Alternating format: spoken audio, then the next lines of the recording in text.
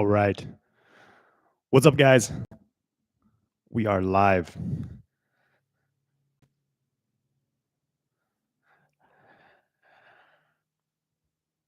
And hope everyone's having a great holiday weekend, those in the US anyway. Let's get into it. First of all, I'm doing an epic Black Friday sale, offering 50% off all of my self-paced programs. So there's a coupon code for that, SKF50, SKF50, Black Friday sale. Everything's 50% off. There's a link on YouTube to the products page. On Instagram, just go to jonathanwhitelifestyle.com. You'll find it all. Okay, guys, I want to talk about maximizing sexual vitality today and some Taoist secrets for doing this. Let me adjust my microphone here. There we go. All right. So this is an important topic because it's really obvious that more than ever, humans, people, especially men in the modern world, are everyone in general is having issues with libido, issues with sexual function, sexual depletion, essentially. And there's many causes to this, but with a little bit of knowledge and the right lifestyle changes, you too can take back the boners of your teenage years. So first of all, I have a strong background in what I'm talking about. I started studying the Taoist practices and tantric practices, Eastern philosophy and medicine. Not like I went, I'm not an acupuncturist or anything like that, but I've been, diving deep into this in all this work for over a decade now, quite a while. And for me, it's the only thing that I've been able to consistently like get to the roots of whenever there's an issue, my mind or body. Like I've been fortunate that I've never had any like major illnesses or anything like that, but I've certainly had my ups and downs in my life, and in various aspects. I've experienced periods in my life where I had low libido. And the tools I learned from cultivation, from Taoist practices, helped me to really maximize my vitality and my potency, and to maintain that as a baseline. And because, the interesting thing here is in the modern world, everyone wants a pill to fix things. Like, oh, there's an issue. Well, okay, what pill can I take to fix that? But unfortunately, most of the pills, they don't fix the issue in the first place. They kind of mask it or numb it, or you get a few superficial results, but they always have all these like nasty side effects, some of which include death. They'll kill you. So, which I just got to say right now, I'm pretty pumped for some of the potential changes happening in the US. Our boy RFK Jr. hitting the insane amount of evil that is big pharma, hitting that shit hard. So a little side note there, but I'm pretty pumped to see what's going to happen with this. If anything, we'll see. I hope so, though. I'm hopeful, guys. Okay, so sexual vitality is a sign of health in general. Having sexual desire, having libido, this is a sign of good health because the body's able to engage in sexual activity because it has an abundance of resources. And whenever you are depleted, whenever something's off, the first thing to go is sexual function. So your sexual vitality, once again, it's a really good readout as to if you are healthy and balanced in your mind and body, just straight up. So that's why we want to maximize our sexual vitality, because the things to do that ensures that we have good health, we have radiant vitality and all these things. Okay, so first of all, let's talk about the barriers. Let's talk about the modern barriers.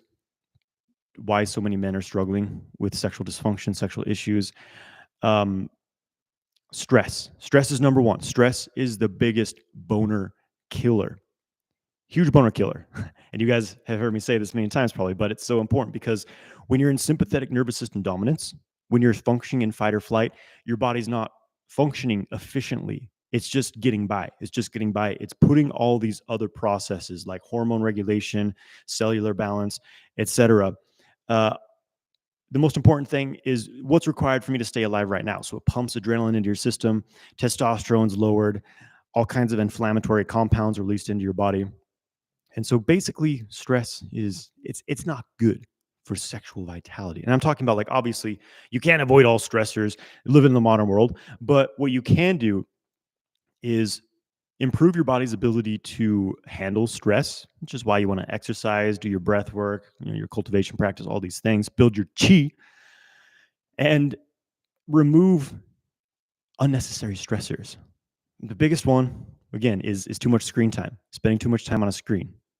And it's always ironic when I say this because we're all on the screen right now interacting. It is what it is. But like again, minimizing excessive amounts of screen time. Like this is definitely a priority. Like you got to get your daily fix of sexual kung fu. That's great. That's going to boost your boners. But everything else, cut that shit out. All right. So toxicity in the body, very, very relevant.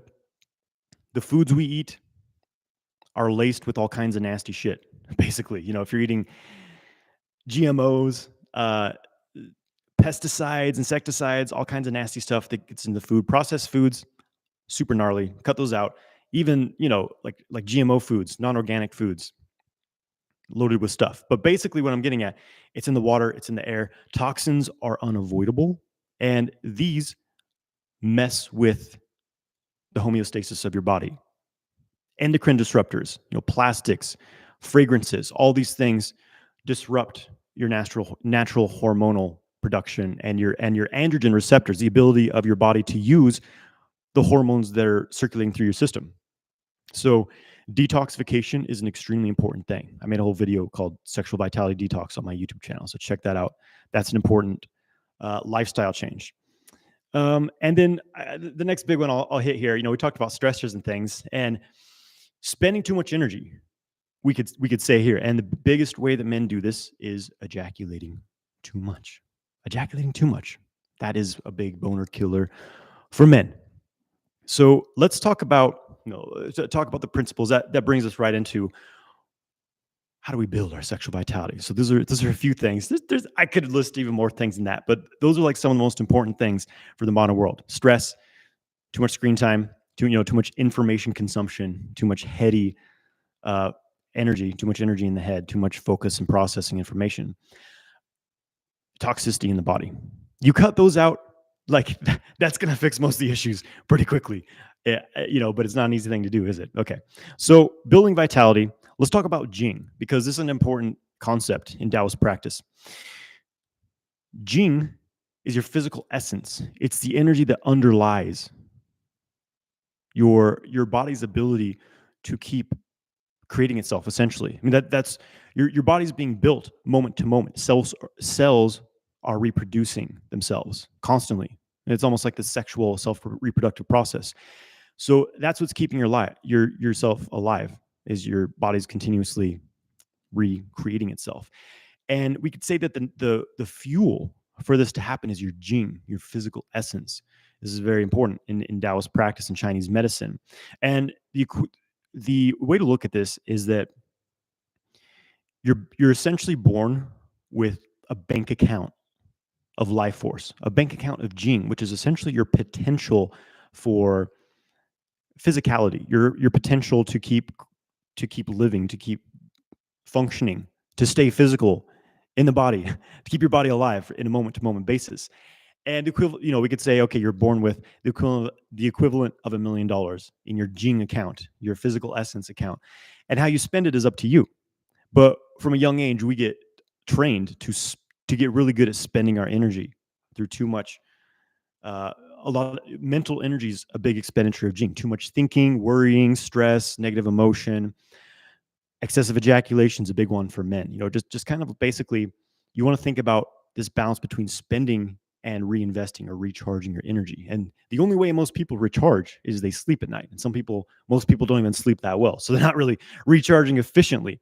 And so you want to learn how to consolidate and rebuild your Jing, and at the very least, stop spending it so recklessly. And the big one for men is regulate your ejaculation. We could say semen retention. Don't ejaculate so much. Doesn't mean you can't have sex. Doesn't mean you can't enjoy self-pleasure or orgasms. There's a difference between orgasm and ejaculation. It just means don't spend so much. Don't ejaculate like like a wild spree of just skeet shooting your load all over the place is a sure way to dry up your vitality. And that's what happens to most men is by the time they hit their 20s, they've recklessly spent most of this energy. So it's just a downward spiral from there to aging and depletion. And I have to say, in my early 20s, about 22 years old, I was very depleted, very depleted.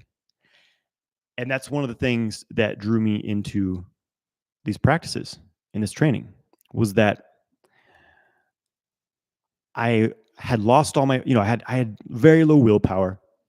I had very low motivation. I was jerking off to porn all the time. I was going nowhere in my life. I didn't have the focus. I didn't have the willpower to live the life I wanted to live. Like I knew I was stuck. I knew I was going nowhere. It was like I just didn't have the fuel. I was lazy. I was lazy. Okay. And once I began practicing cultivation, once I stopped ejaculating so much, started building my chi, started doing qigong practices, chi building exercises, and of course just managing my lifestyle, exercising, healthy diet, all these things, um, massively improved. Obviously, my health, my energy levels, but also my sense of like, okay, who am I? Where am I going in my life? What's my direction? What do I need to do to get there? Because that's the thing. When you're functioning in depletion, it's just you're living day to day. It's like, oh, I just need to get through today. I just feel shitty, and if I can just, if I can just forget about this pain I'm in, that's all I'm focused on right now. And that's how a lot of people are living. And if that's what life looks like for you, like I feel for you, but know that it doesn't have to be that way. You want to get out of that kind of downward spiral of depletion. Once you start building your energy, you overflow. Then you can say, okay, what's the big term picture here? Where am I going in my life? What do I want to do in the next year, the next 5 years, 10 years? And you start to take control. Essentially, you start to have the will. It's all about will. Your your your ability to function and create as a sovereign being, to not just like be a follower, like doing what other people tell you to do and like following this lifestyle that you're supposed to do, like whatever. I'm supposed to work at this job I hate and smoke weed every night, drink a case of Bud Light on the weekends. Like, that's life you want, that's fine. But like if you want to do something a little more purposeful, you have to have energy and vitality to get there. And when you're still just, living off vices and crutches, you're not going to get there. And these things further deplete you. So, okay. Went on a bit of a tangent there, talking about Jings.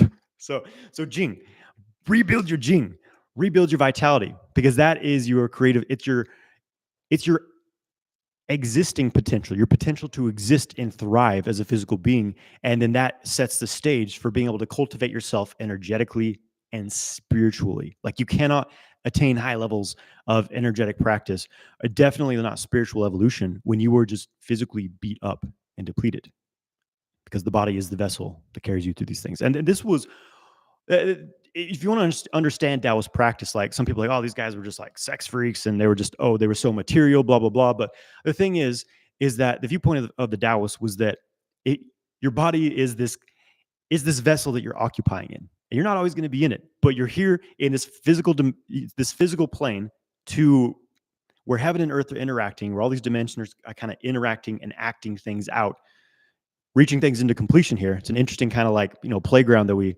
live in, this simulation of the 3D world. Well, again, your physical vessel, your body, is how you are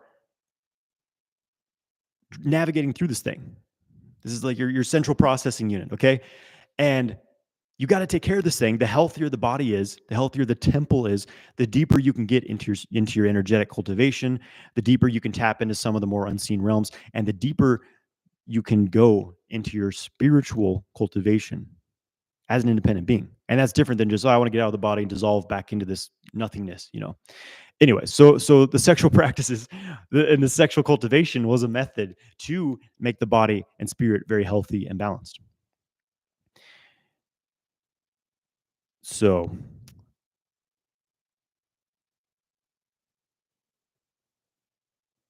cultivating your Jing, essentially understand what are you doing that's spending your energy, and what are you doing to rebuild your energy? If you start looking at it that way, then you start to have this, it's all about yin and yang balance.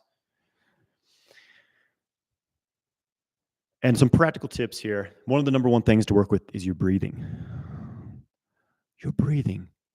Breathing from the belly, breathing low, breathing smoothly and calmly. The more you can do this throughout the day, the more it's going to center you low in the body, the more it's going to make you parasympathetically dominant instead of stressed out sympathetic.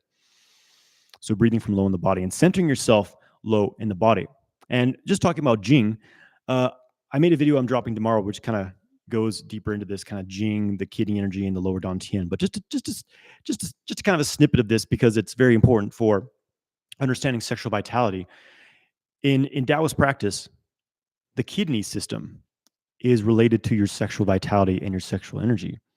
And the kidneys, it's not just the physical kidneys in the lower back. It's all the water, the kind of fluid-esque systems of the body. So the actual physical kidneys, the adrenals, which sit on top of them, the bladder, the sexual organs, the blood, the bone marrow, the cells. All these things kind of function as the kidney system, and this correlates to the lower body, basically the lower back, the pelvic region. So the more you can build energy in this region of the body and get into what I've been talking about, lower body consciousness, the more it recharges your sexual vitality, because this is the biggest problem. People are stuck up here in the head. This is why I said too much screen time depletes your energy. It's because what happens here is it stimulates your chi to get pulled up into your head. All this heat from your organs rises up and gets stuck in the head and upper chest. And that's your vitality. Your water is evaporating. It's boiling off, drying up your water, and you have this heat up in your head. And with a lack of energy in the lower body, it becomes deficient, doesn't function properly. So one of the easiest ways to regain vitality is to just get your energy to settle low in the body, the lower back, the kidneys, the testicles, the legs. This is why dantian work is a huge focal point of this work in this process. And those of you who are in the new Multi-Orgasmic Man 3.0 course, you guys know we're going deep into lower body consciousness, developing the dragon breathing, getting amazing feedback from you guys of really opening up this flow of energy in the lower body, which of course sets the stage for all the energetic pathways getting open and pumped with chi, baby. Okay, so build your kidneys. Pelvic floor, it's always worth mentioning here because this is an area where there's a lot of issues. And I think this really, again, relates to this kidney energy I was just talking about, this lower body region where the water settles energetically, the water element. And men get really bound up in the pelvic floor because we hold tension, we hold stress, we hold emotion. There's a lot of vulnerability around this area. We often hold shame, these kinds of patterns in the pelvic floor region. And it's extremely common for men to have constrictions in the pelvic floor. And this, in my experience and opinion, is one of the most misunderstood aspects of the sexual practices, the tantric practices, the Taoist sexual practices, is how the pelvic floor should be engaged. And somewhere in probably, I think, recent history, some very subtle nuances of energetic cultivation kind of got misunderstood and turned into this instruction of squeeze the pelvic floor physically, Kegel type exercises. And now this is being touted as like the number one exercise for men. One of the number one exercises men should do is Kegel exercises, which in my opinion is complete bullshit and the opposite of what most men need, because most men already have this degree of contraction and constriction. The lower body is extremely bound up. The pelvic floor is extremely bound up with tension. And this further locks you in sympathetic nervous system dominance. It intensifies premature ejaculation and usually gives you erection issues as well, because when the pelvic floor is bound up with tension, blood isn't flowing properly in and out of the penis, which means you have weak erections. You'll often experience short-lived erections. You may have like a really shriveled member when it's flaccid. How your penis hangs in a flaccid state can actually tell you a lot about your blood flow and your circulation, and and in some ways hormone levels and things like that as well. So your dick never lies, boys. Listen to him. So pelvic floor work is essential, and I've got many resources on that. I've got a nice. Well, speaking of Black Friday sale, I'm offering 50% all my self-guided programs. I put together I feel like it's pretty amazing, this pelvic floor program called Awakening the Sexual Center, Balancing the Pelvic Floor, which is a masterclass that goes in depth into like the pelvic floor and how to release tension patterns from it. A really nice like exercise routine to balance your pelvic floor. So I definitely recommend checking that out. Use the coupon code SKF50 to get 50% off any product on my website. Well, the self-paced courses anyways. There's a link to that products page on YouTube. Instagram, just go to jonathanwhitelifestyle.com. SKF50 is the coupon code to stay 50%. So yeah, a healthy balanced pelvic floor means more blood, more energy flowing into your genital region, which means better erections, better hormone production, etc. All right. Grounding, essential. There's a lot of grounding practices. This is why Qigong and like these standing practices are a huge part of Taoist cultivation, because you got to open up the feet channels, open up the leg channels, because that's where your kidney meridian is. Kidney, bladder, water channels, liver, corresponds to erections. You got to open up those leg channels. That's why Qigong is an amazing practice on many levels, and as well for just rebuilding that bank account of energy that I was talking about. When you really build your qi through Qigong practice, you have more vitality. It's as simple as that. Okay. And Taoist practice has many exercises that will help build your sexual potential. Qigong in general is going to be fantastic, but I just want to kind of mention some specific practices. Testicle breathing is amazing because, again, helps you improve that lower body consciousness. You learn to breathe with your balls and circulate that vitality through your body, get it going through the microcosmic orbit. And the microcosmic orbit, this main energy pathway up the back and down the front, it's like a delivery system for your energy. It's one of the deepest channels in the body that delivers to all the 12 superficial organ meridians that acupuncturists work with. So by getting the microcosmic orbit flowing properly and building up qi in it, building up qi in your dantian and moving that through the orbit, it's going to deliver qi through your entire system. And when you're moving your sexual energy through your orbit, oh shit, son, that's when it's sexy. You're having orgasms in your spine. You're having orgasms in your pancreas. What? That's when things get off the hook. So, testicle breathing. I have a basic version of this guided practice on my YouTube channel. Check that out, and I go more in depth into this in my programs. Prostate health. There's a lot of Taoist practices for keeping the prostate healthy, because the question's always like, well, Jonathan, if I'm not ejaculating, the doctor says that I'm supposed to at least once a week to keep my prostate healthy. And I think there's a lot of holes in, if you've seen the studies, I think it's very inconclusive. And so I made a video on prostate health and semen retention on YouTube. So check that out. But keeping your prostate healthy is important, though, because a lot of men have issues with the prostate. So keep that thing healthy. Keep it healthy. All right. Let's see. Just kind of there's a lot of places I could go with this, but I want to keep it kind of focused and not too all over the place, if it wasn't enough already. Okay. And here's a very important part here. Also, let me pour myself some dandelion root coffee. Just set that up with some suspense here.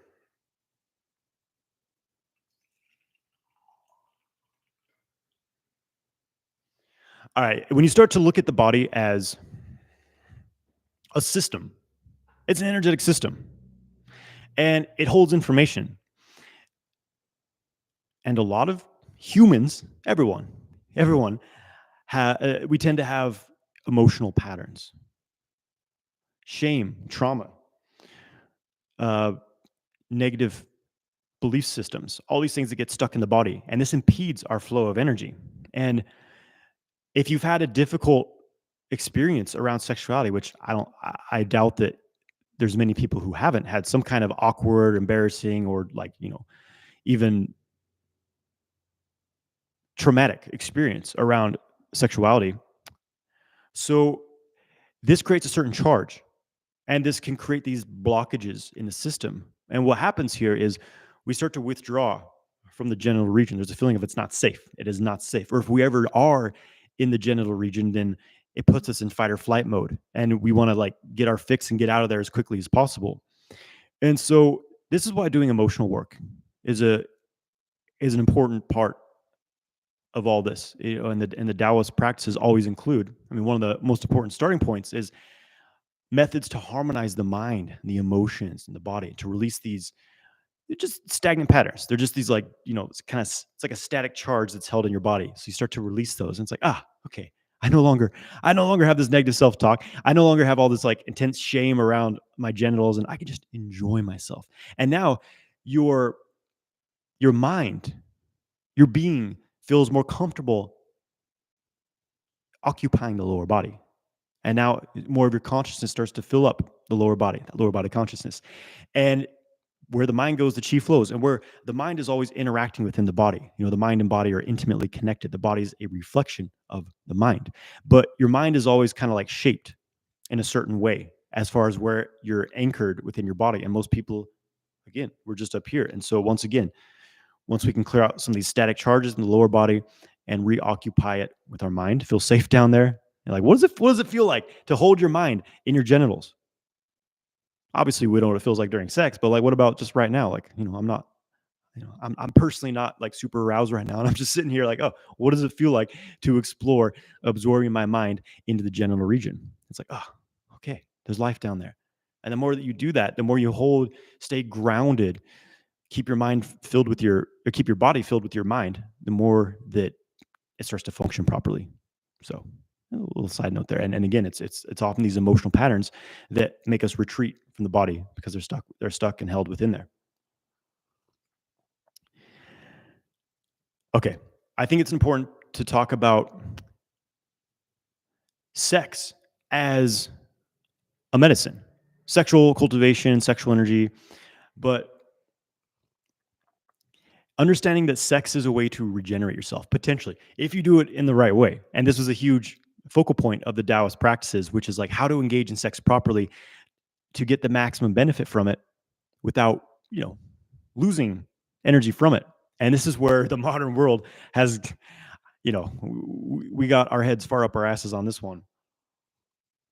Whether it was from manipulation or just, blind negligence, somewhere in the past, humans got seriously messed up on their approach to sexuality. Is the control system, was it systematically designed that way? I mean, it kind of seems like it, you know what I mean? Because there's all these kind of power systems that have things like a massive free porn industry and things like that to really keep modern humans held by the balls, so to speak, right? So we kind of grew up with this model of desperation and impulse and just like, the discharge tension model of sex. Like sex is just a way to like discharge something, okay, just to get off. And it's unfortunate because only having that experience of sexuality, it depletes you. It depletes you seriously. And I think this is why a lot of spiritual paths were like, no, you just need to be celibate. Don't think about sex. Don't engage in it. Just stay the hell out of there. Just be celibate. Because it's got, it's the simple solution, I suppose we could say, to avoid this whole mess of sexuality and avoid being depleted from it. But where my whole approach to it, and this is what at least a lot of Taoist systems approach to it, because to say the Taoist said this or that would be an extremely vague and general statement, because every single Taoist that there is has a different opinion on certain things. So it's, it's easy to like use these terms and make generalizations, but it's always way more complex than that. Ultimately, you have to find your own truth. You have to find your own path of like what works for you, and you do your own research, do your own experimentation. That's how I got to where I am today. Is in the early stages, I think everyone goes through this, where it's like you're learning something new, whether it's Taoist practice or yoga or weightlifting, whatever it is, where there's the first stage where you're just learning about it, and like you're reading books, you're watching videos, and you're like, okay, this person said this, that means it's true. And you just kind of blindly like, okay, they said this, that's a fact. And but then there comes the next stage where maybe several stages where you start to say, well, just because they said that doesn't mean it's true. And you start to be a little more critical. critical thinking. And then eventually you get to the stage where you're sensitive enough where you can experiment and say, okay, if I try this, it affects my body, my mind, my energy body in this way. If I do that, it affects it in this way. Um, and now you can start to really be a bit more creative and understand firsthand exactly what's true and what's not true, and like what works and what doesn't. You know what I mean? So where I was going with that, coming back, sexual cultivation. Sex is a way to generate tremendous energy, tremendous powerful energy, and when you do it right, you do it just right, then you can get tremendous benefit from it. Because here's the thing: when you're aroused, your endocrine system is activating in a specific way. When you're having an orgasm, certain hormones and chemicals are being released. But the type of orgasm you're having, the type of experience you're having, varies greatly on what's happening on a physiological level. And for example, like taking the Taoist concept or tantric concept, whatever.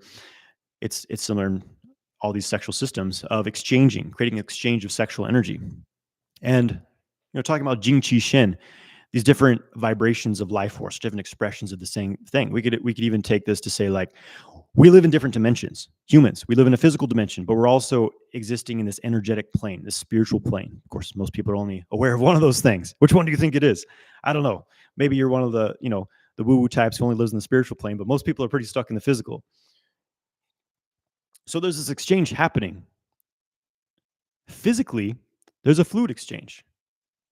Sex is an incredible technology because there's all these hormones, all these hormone-like substances, prostaglandins, all kinds of things that are secreted and released into the bloodstream when you're having sex.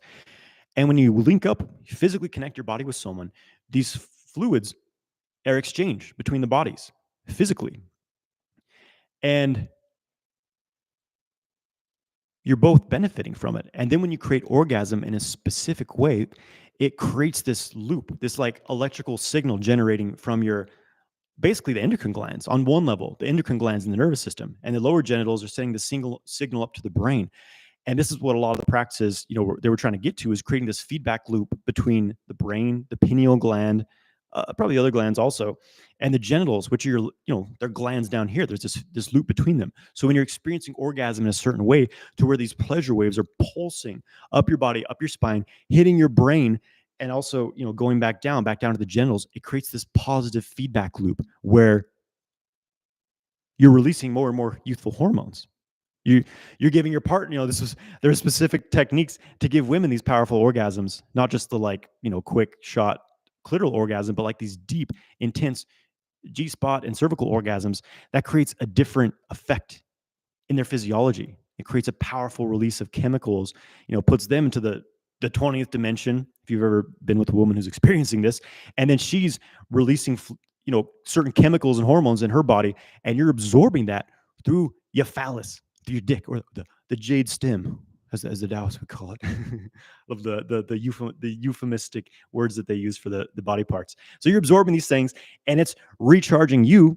And so it's just this feedback loop, right? Then energetically, you're exchanging information, you're exchanging qi, you're exchanging jing. And the whole thing with men is understand this process and understand how to use it in a certain way so that you experience the maximum stimulation of your hormonal, your endocrine system, your nervous system in a beneficial way. Because the unbeneficial way is to just go for an ejaculation every time. And this is just, you're generating these hormones as well, but you're releasing, it's gone, the body has to replenish. So this is the whole thing of basically building and holding versus getting off and releasing. And it's not to say you can never ejaculate. That's definitely not an approach. It's not my approach. It's not the approach to the Taoist model, but you have to be able to go without ejaculating long enough so that you aren't depleted by an ejaculation. So that's why there's these different intervals based on your age, your health, kind of like the classic sayings of like, men in their 20s can ejaculate every 4 days, in their 30s every 8 days. What did I just say? 30s every 8 days, 40s every 2 weeks or so, and things like this. And so that's part of the thing. And especially when you're doing these sexual cultivation practices, it becomes beyond whether you're ejaculating or not. It's about how are you recycling? How are you changing the form of the physical fluids in your body, turning them into steam and drawing that essence up your spine, turning it into something else. Transmutation. Okay. So let's kind of wrap this section up. There's a lot of questions. I'll get into your guys' questions, but just kind of wrap things up. Practice. Okay. Manage your mind. Start managing your mind. The less you spend in just the monkey mind, over worried, overthinking mode, the less energy you're going to spend and the more vitality you're going to have. So less screen time, less stressors in your life. The more time you spend being in your body, both in physical exercise, like exerting yourself physically, that's fantastic, but you don't want to overdo that. Just like you don't want to be too sedentary. You can have too much, sitting around on your ass. You got to have a balance between the both. Doing practices like, basic breathing practices, abdominal breathing, things that settle you, balance the nervous system, get you back into your body. Like one of the best things I think a modern human can do is go outside, go to a park, sit under a tree and just like relax and breathe consciously. Of course, you're going to do some Qigong. That's just going to up it as well. So doing that and remember avoiding toxins, detoxify your body. You can take tonic herbs and things like that. That's kind of a more comprehensive subject because it's based on your own individual constitution, but basically you want to tonify both kidney yin and kidney yang, which are separate things. Kidney yin is like your base fuel you have for sexual function. We could say the fluids of the body, whereas kidney yang is it's that essence turned into motion, which is sexual desire, libido, testosterone. So balancing your kidney yin and kidney yang. Oh, gonna be hey. Cosmic Origins. What's up, brother? Jace, my bro, crushing it. Interesting times, huh? Good to see you, man. Jace, my boy, and hopefully still in Sedona, crushing it with all kinds of interesting things. Okay, where was I going? Right. So stop ejaculating so much, boys. Okay, learn to use sex and sexual function as a way to regenerate yourself, which means learning how to control ejaculation, have non-ejaculatory orgasms, proper diet, take care of yourself. Okay, and I think it would be appropriate for me because I just dropped a ton of information. So for specifically talking about non-ejaculatory sex, non-ejaculatory orgasms, I've got a lot of resources. I made tons of videos on this subject on my YouTube channel. Just look up sexual kung fu, non-ejaculatory orgasms. You'll find that. I have a really good starting point. Again, I'm offering a Black Friday sale on my self-paced programs, 50% off. The Male Sexual Mastery course is a fantastic kind of like first real solid it's basically all the foundational training you need in the sexual kung fu system. Definitely would recommend that as like a starting point beyond the YouTube material. So that's the Male Sexual Mastery program. Use coupon code SKF50, SKF50 for 50% off all the self-paced programs on my website, jonathanwhitelifestyle.com. I'm just going to give a quick overview of some of what's up there. Again, the Male Sexual Mastery program, that's a fantastic starting point. I have the pelvic floor class, Awakening the Sexual Center. That's an amazing one that every man needs because most men have pelvic floor dysfunctions. And if you have premature ejaculation, I guarantee you've got some imbalances in the pelvic floor. So check that out. I have a semen retention course on there, which is all, just the basics of semen retention, how to make it a sustainable lifestyle. I've got a yoni tantric massage course, learn how to awaken a woman's yoni space to give her powerful internal orgasms. There's a prostate orgasm course, learn how to use a prostate massager to generate powerful full body orgasms. The Dantian course. I just recently created this. It's fantastic, a very comprehensive program to develop the lower Dantian. This is it's a simple subject, something that's just kind of like gleamed over really quickly, but at the same time, it's a very comprehensive, like what it actually takes to build a solid magnetic field that pulls chi into your belly. So the Dantian program is it's everything you need to get that process going. That's up there. And then I also have this is kind of a newer offer I haven't talked about much. So for my Sex God VIP group, I do live classes with them. Well, I took 3 of the live classes we did and I and I just am basically offering you guys the recordings if you want to purchase those. There's a class on some of my favorite breathwork exercises for balancing the nervous system. There's a sexual kind of cultivation practice, qigong to build your sexual energy and circulate through the body. And then there's a masculine presence building class. So those are all some of the products you can find on there. 50% off. SKF50 is the coupon code. Check that out. That's up until that discount is until Monday evening. All right, guys. Question time. Bring it. Bring it. What do you got?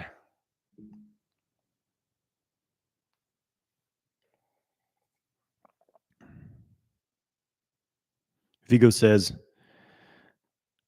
my girlfriend just broke up. Any tips? Celebrate, man. It's an important transformational time in your life. So this is a fantastic time to reflect on what happened within that relationship. What were the dynamics that were occurring? And have you seen those dynamics at other points in your life? And just ask yourself, like, what can I do to address these things? Like, for example, myself, I was just stuck over and over in this pattern of like basically seeking validation through women. Like, I need a woman's attention and love and sex to validate me as being like worthy as a person. You know what I mean? And what that kind of practically looked like was I just felt extremely like, I'm so lonely, and oh, I'm gonna meet my soulmate, and then everything will be perfect if she just loves me and holds me. My life will be okay. This about summed up me at around 21, 22 years old. I was a bit pathetic. I put, I made like relationships my entire world, and looking back, it's no wonder why things didn't go very well in my relationships, because I had no ground within myself. I was not very masculine. I was not driven by like so much by like purpose and accomplishment and like fucking doing something with my life. I was just like just trying to meet my soulmate. I had some mommy issues. What can I say? So this is a great time for you to say, all right, fantastic, I'm single. I have a lot more freedom in my life. I have a lot more like free time, energy, money, all these things to like focus on, okay, what am I doing now? So this is a fantastic time for you to really cultivate yourself, to step into your purpose and like, forget about women for a little while and work on yourself. Who do you want to be? What's your vision for your life? And if you don't have that, it's time to sit down and dream a little bit and then start working towards that. And in the process of that, when you start to embody that level of like, I'm fucking doing my thing, that's the most important, then you'll probably meet you'll definitely will meet another woman eventually. But just don't go out like, oh, I need to find someone new. Okay. So the dating advice I wish I had been given when I was 20 years old. Shit. I was the poster child nice guy. Okay.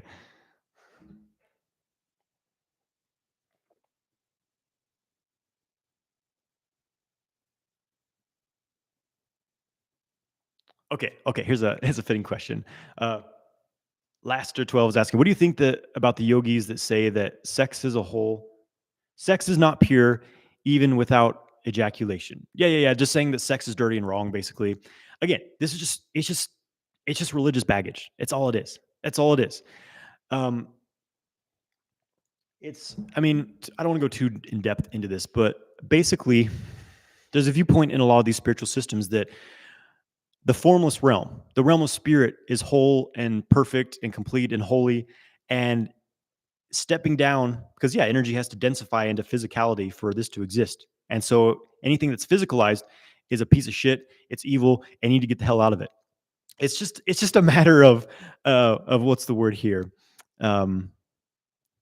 Discrimination against physicality is all it really is, and kind of this attack on it. We could say it's almost this like vertical yin yang male female thing happening as well.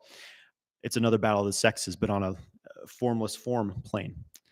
And then there's the exact opposite of that, which is materialism, which is like, the physical world is all that there is. I just need to like eat food, have sex, and party, and like make money, get nice cars. Like that's all there is. After I'm dead, it's just nothing. So nothing else matters but just fulfill my physical desires. And then there's, for me, it's about finding something kind of in the middle. It's understanding that, well, the physical realm was created by the spiritual realm.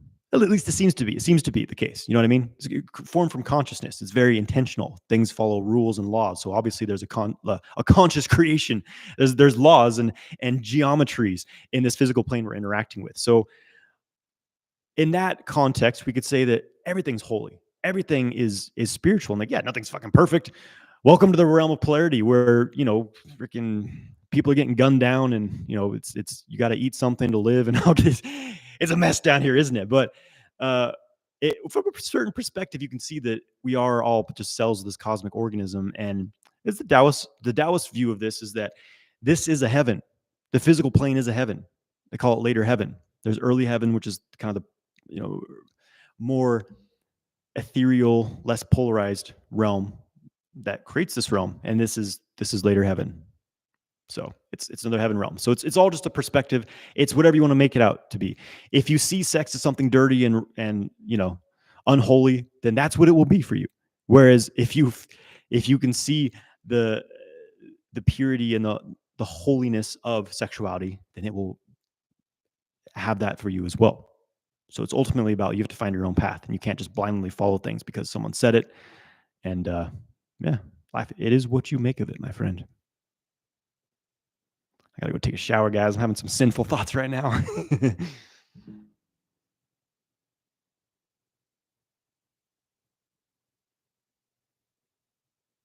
Spiritual Journeys asking, what kind of Qigong practice can I do while driving? Well, it's called being aware of the road, being aware of your surroundings, and paying attention, okay? But having said that, I'm going to admit something. I'm doing Qigong all the time. I'm doing Neigong more specifically all the time when I'm driving around. It just depends what you know. I don't know what your practice is like on a day-to-day basis, but like if you're doing my exercises, if you do any Dantian breathing, you could do while you're driving. Testicle breathing. Oh, fantastic. You're driving by people, past them on the road. They have no idea. This dude's pulling, he's activating his Jing in his testicles, pulling it up his spine into his pineal gland, pulling it down his front channel. Like, they have no fucking clue. Like, this dude just driving around, but you're getting your rocks off internally. You know what I'm saying? Yeah. Any sort of like internal engagement that isn't like a Qigong form, like I got to do this with movement. Any of the internal processes, the Neigong processes, if you can focus and be a responsible driver, then you could in a periphery be doing some of those things while you're driving.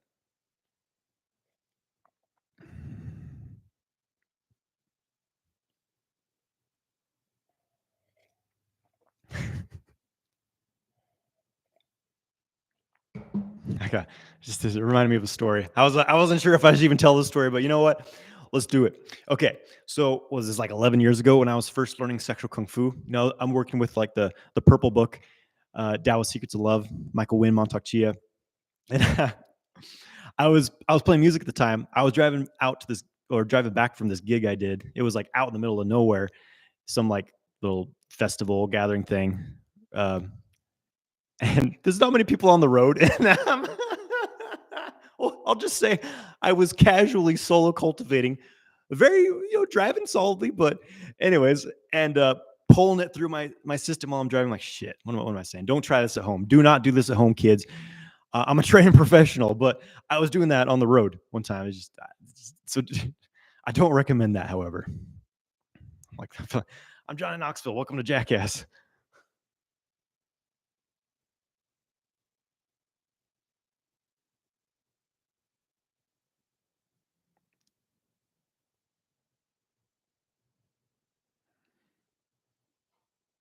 Okay, Sid says I'm causing a lot of problems. What kind of problems, Sid?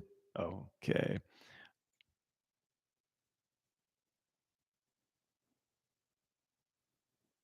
Connor's saying I've tried to numb myself with THC for 10 years. Yeah, man, it's a common one. I was smoking weed every day for a while, and then eventually stopped because I found something better, which was how to get pumped up with chi. Ooh, and that was a better fix for me. Yeah, weed. Overall, it's harmless. You know what I mean? Like, if we want to talk about substances, like compared to like alcohol or just about any other illicit substance, weed's relatively harmless, but it does mess with your endocrine system a bit, and it's not quite favorable to male testosterone levels. I'll just say that.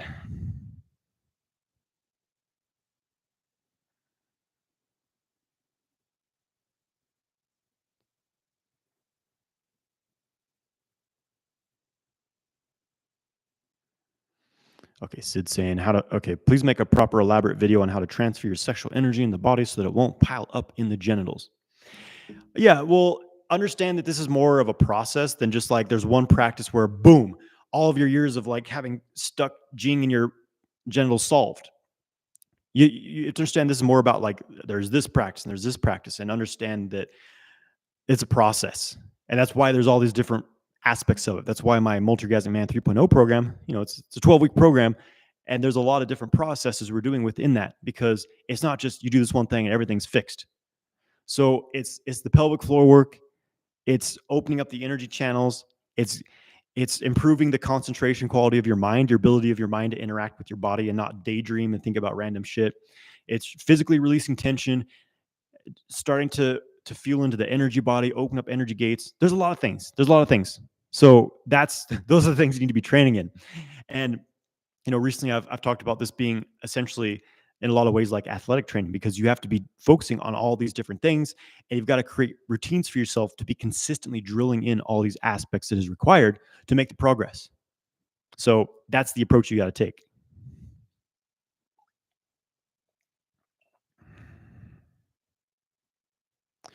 Alfonso is asking, how do you stop the involuntary flexing of the pelvic floor? Okay. A lot of layers to this one as well. And again, this is a huge focal point of my more in-depth, programs. Definitely check out the Awakening the Sexual Center program, which is 50% off right now for Black Friday, because that's a huge focal point of that one. But basically, retraining the pelvic floor and the nervous system and the mind. So releasing the excessive tension patterns for the pelvic floor through the kind of the stretch and release practices, a lot of floor work with that. Doing some reverse Kegels is very helpful as well. And also clearing aspects of shame and anxiety around sexuality, clearing these maybe habitual response to like go to a maximum level of sexual stimulation as quickly as possible when you're stimulating. Because I'm still myself kind of amazed at how I have some of these habitual patterns of tension. Like, I'm very, very solid in my practice. I'm practicing for hours a day, guys. And I still sometimes, like, when I wake up first thing in the morning with the boner and I'm kind of like, hey, my wife in bed with me, like, hey, what's going on? Sometimes I find myself just like there's like the movement of the hips, and then there's like a desire to just like squeeze the pelvic floor. Because it's something I did for so many years, First of all, just jerking off to porn, like, oh yeah, to get right to the edge. And then during sex, having that same response. So it's just like, it's a habit. Like there's both the complete involuntary response of it, which is, something within itself. But then there's also like the subconscious part of you that's creating that as well. So there's layers to it.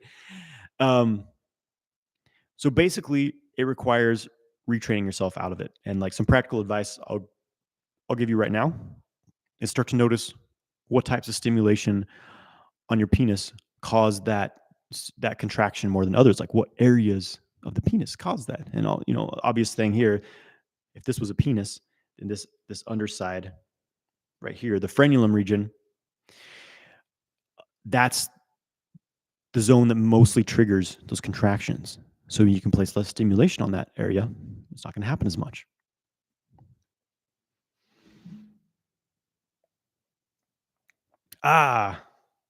B. Harvey just got the Dantian development course. Excellent, brother. You're going to love it, man. It's powerful, dude. Powerful stuff. There's years worth of practice from that Dantian course. It's a lot of stuff I'm still doing every single day because it's potent. The embryonic breathing, feeling the magnetic force of the Dantian's killer. Have fun, man.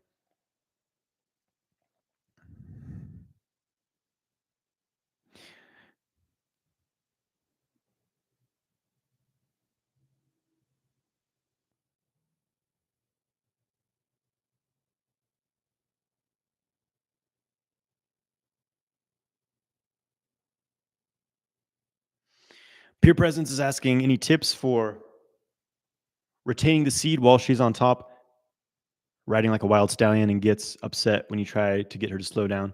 Oh, this is the classic. This is the classic, guys.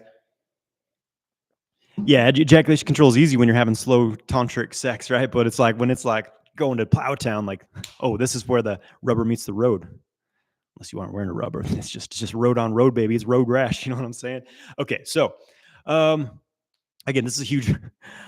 I'll share some practical tips because I go more so into this all as like a process of development. Ejaculation control, especially in such a vigorous situation, which men often find themselves in. Huge focal point of my programs. But what I will say is try this. Here's something simple. Take a breath in, think of pushing into your pelvic floor, like pushing your belly into your pelvic floor. So it's a reverse Kegel, but really think of this coming from above, like you're pressing it down and also pulling your belly into your lower back at the same time. And you can even hold that engagement while you're breathing. But this is kind of a superficial, simple thing that it will have kind of a numbing effect on your penis. Because here's the thing, there's signals going from your dick to your brain.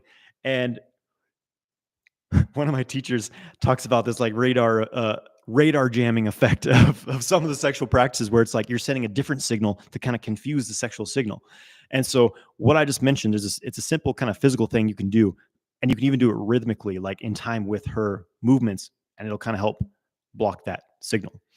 Another thing I will say is that the more you can keep your mind in the rest of your body and not just your dick during sex, like in those situations, forget you have a dick. It's like it just a black hole just enveloped your dick. It's gone. Just forget about it, and just feel your spine. Think of your spine as an extension of your cock, and it's just like, oh, it's like you're feeling all the sensation there. So absorb your mind into the rest of the body. Those are some good tips that you can use tonight to last longer in bed when she's riding you like a wild bronco baby at a Western rodeo. I would know because I went to rodeos. Wasn't much to do in Homedale, Idaho, but go to the rodeo. You know what I'm saying? Someone, this guy, at Taekwondo the other day was asking. He's like, because I was telling him I grew up in Idaho, U.S. He's like, man, he's like, what did you guys do? And I'm like, have you ever seen the movie Napoleon Dynamite? I'm like, basically like that. That movie was filmed in Idaho, by the way, and it's not an exaggeration of what it was like.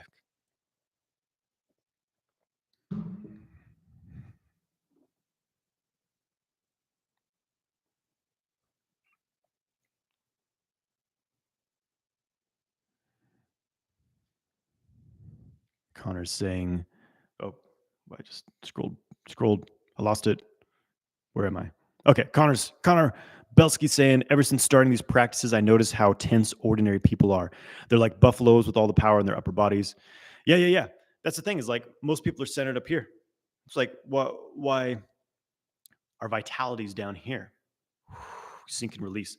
I've talked about this before because this is a huge concept in the internal martial arts, Tai Chi, Xingyi, Bagua, whereas you want everything to come from your center and from this strong connection with the earth. And martial arts in general, is all about that, like working with the legs and the earth. But like animals, if you press on an animal, try it. If you have a dog or a cat, something, a horse, whatever, if you push on them a little bit, they'll actually sink into the ground. And they have this natural pung. Pung it's a Tai Chi energy where you kind of inflate your tissues and your energy body, and it kind of bounces someone's force off of you.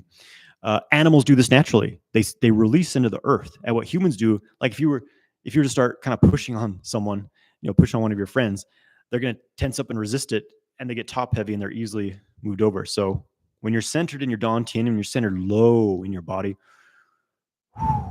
you are not so easily blown over, so to speak.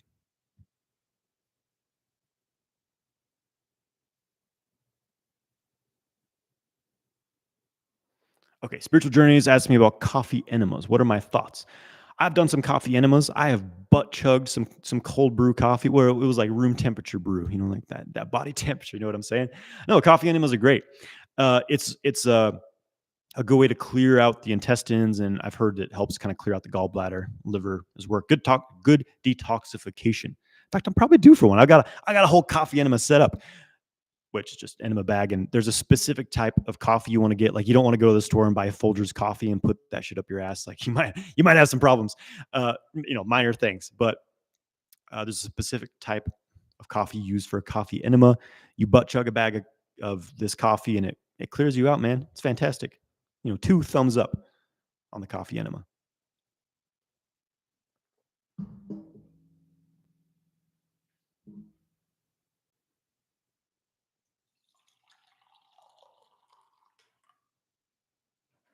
Speaking of coffee, got my dandelion coffee right here. I might be drinking it at the other end when you guys leave. No, not dandelion root, though. Maybe it'd be beneficial. I don't know. All right, moving on.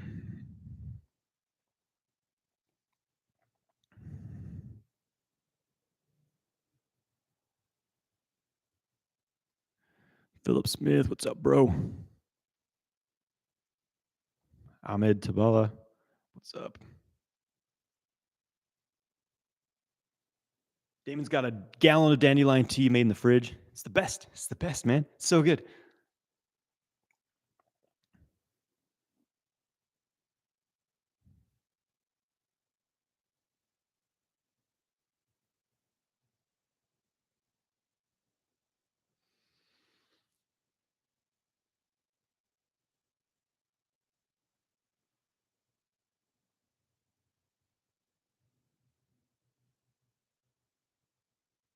Okay, DJ Yogu91 says, do you recommend the exercises while doing NoFap? Yes, I highly, in fact, I would say it's crucial to do the exercises. I'm not sure which exercises you're talking about, but like Qigong, energy circulation. Most people doing NoFap fuck themselves up. Just to say it how it is. They have no clue what they're doing, and they're just trying to like force this energy to stay in one part of the body instead of learning how to move it around, instead of, and often developing a lot of shame in the process. Like, it's wrong for me to experience sexual pleasure. It's wrong for me to touch this part of my body. I've said this so many times now, I feel like a broken record, but I know guys who did NoFap and like were so hell-bent on suppressing their sexual desires that they literally gave themselves erectile dysfunction. They could no longer feel arousal or get physically aroused because it's an intention thing, right? So that's why I'm not a huge proponent of NoFap overall. Like, I think the overall intention is pure, but like just the implementation is very unskillful for most people doing it. It's just this like, I just force myself to never, to never ejaculate.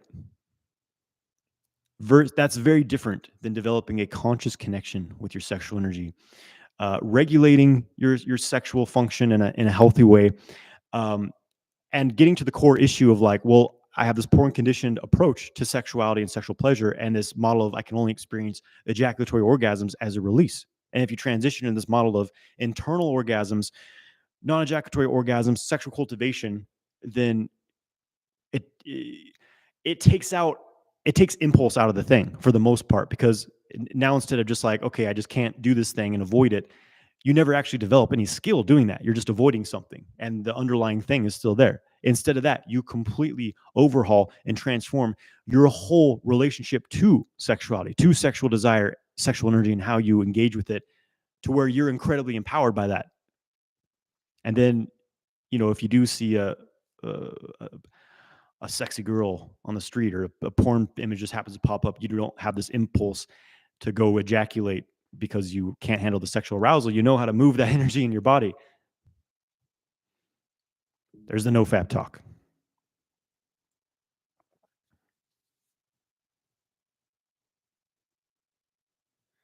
Okay, Marianne is asking, when do you think it's enough time to ejaculate in terms of body or emotional signs? Okay, some signs it's time for you to ejaculate. Your face is going to turn bright green. That'd be an obvious one. That'd be, okay. Basically,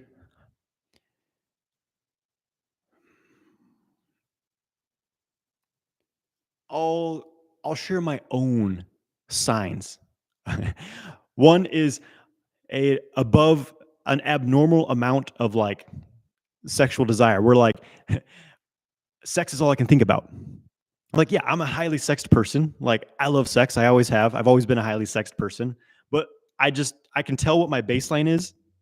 And since practicing senior tension, I can tell when it's just kind of getting a bit, a little too much obsession with it, even though I'm doing all these sexual transmutation processes. That's one sign for me. The other is I just start to feel it in my pelvic floor. There's a certain quality of tension, like a friction that arises, and no matter how much pelvic floor work, prostate massage, etc., it doesn't quite do it. And I think it's just like my own pattern of like my Jing once it starts to become a bit stagnant. And again, no amount of hours and hours of alchemical meditation or anything else I just mentioned changes this, which is how I know that, okay, it's time for me personally to ejaculate. What else? If there's a feeling of just feeling like really like irritable and frustrated and just stagnant, just kind of stuck, over obsessive thinking. That's a common one. That doesn't always happen to me, but it I see it happen to a lot of men.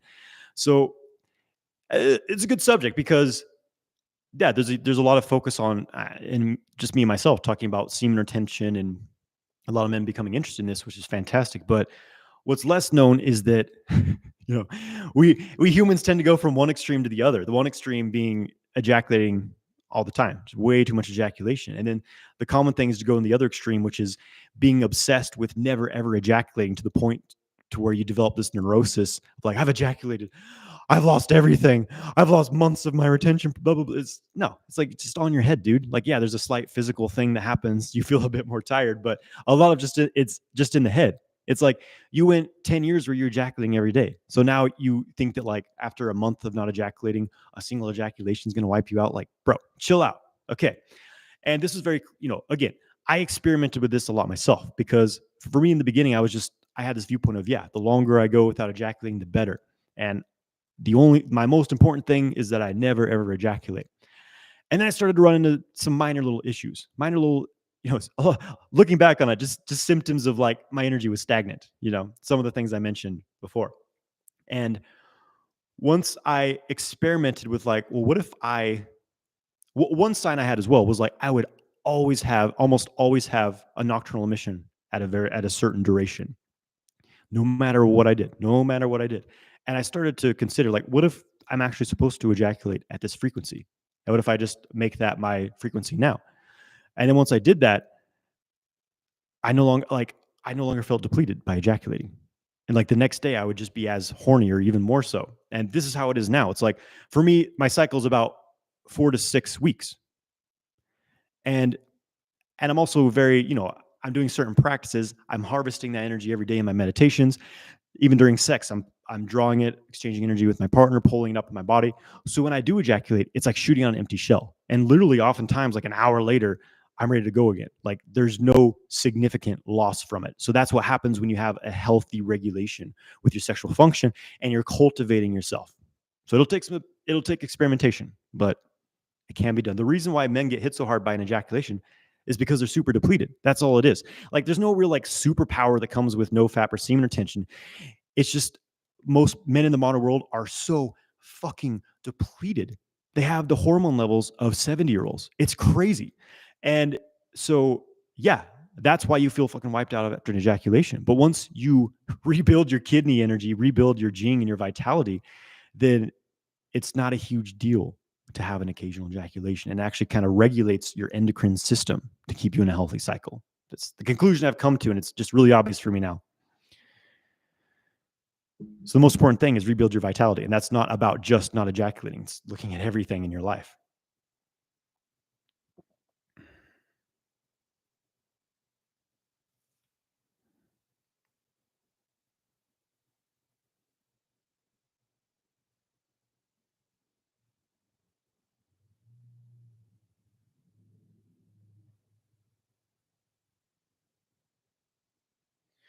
Oh.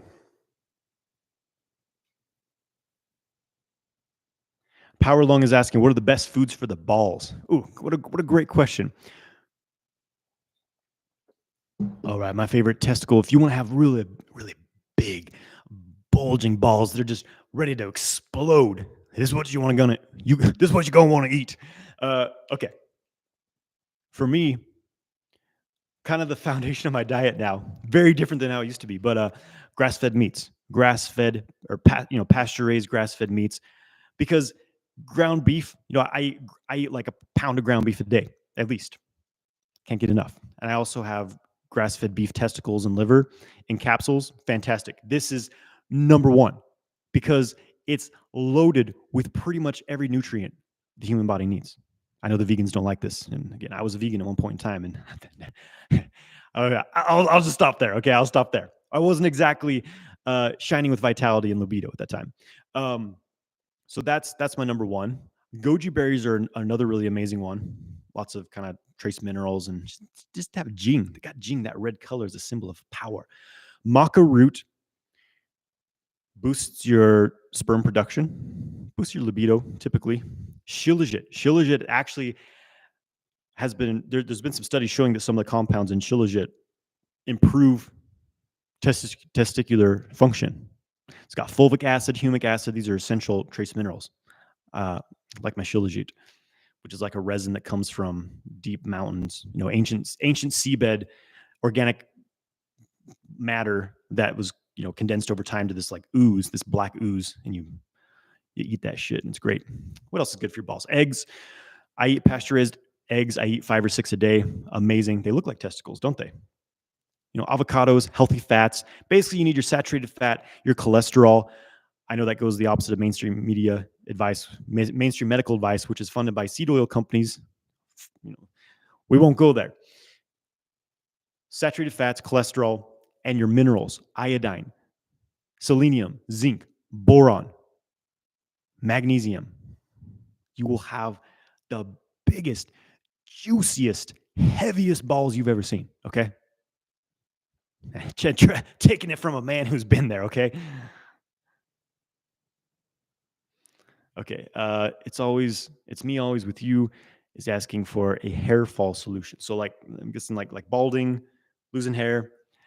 I was just talking to someone in MOM group about this, but basically, okay, quick overview.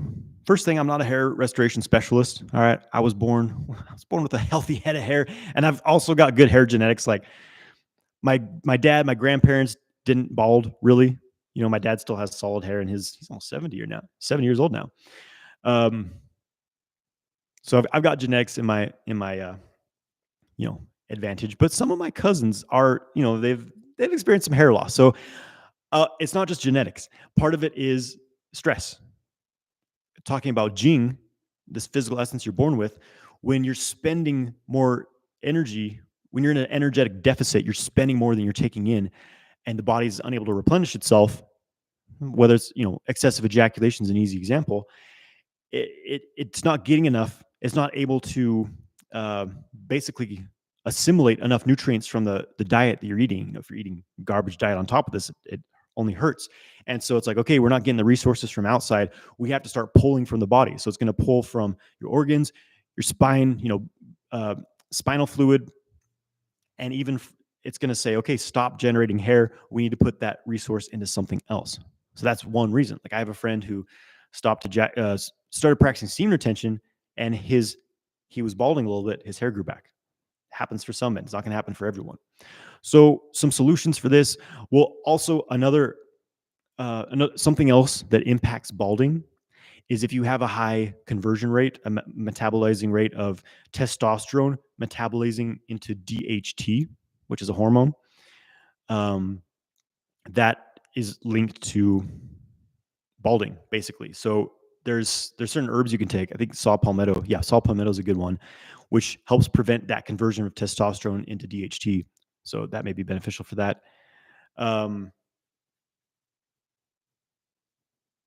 Okay.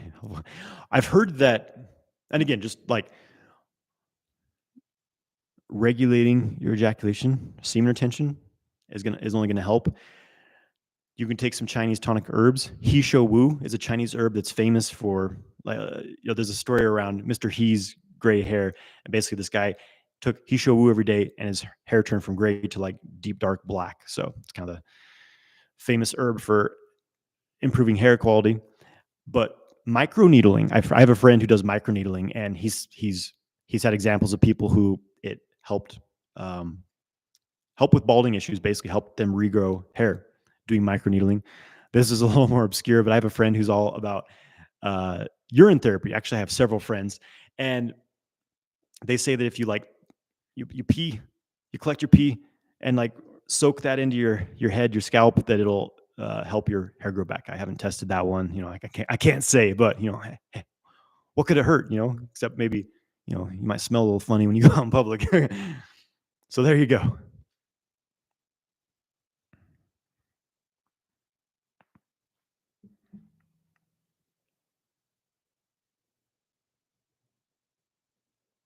Okay. What brand of Shilajit do I use? I just tried out a new brand. It's I forget what the name of it is. I apologize. It's like Altai. It comes from the Altai Mountains. It's like a $20 one on Amazon, but it's like the most rich tasting, best tasting shilajit I've had. Um, it's quite nice, but I do not remember the brand, unfortunately. I've tried some different ones.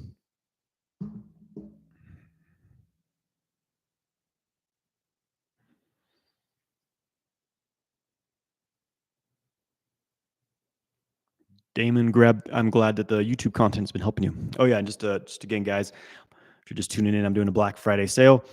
All my self-paced courses are 50% off. Go to my website, jonathanwhitelifestyle.com. Use the coupon code SKF50, 50, SKF50 till Monday evening. Christopher's asking which prostate massager is best. Aneros is the brand, Aneros. Aneros prostate massagers. And my favorite model by them is the Helix Syn, SYN. Helix Syn, SYN. It's the silicone softer model. Boom. That one's fantastic.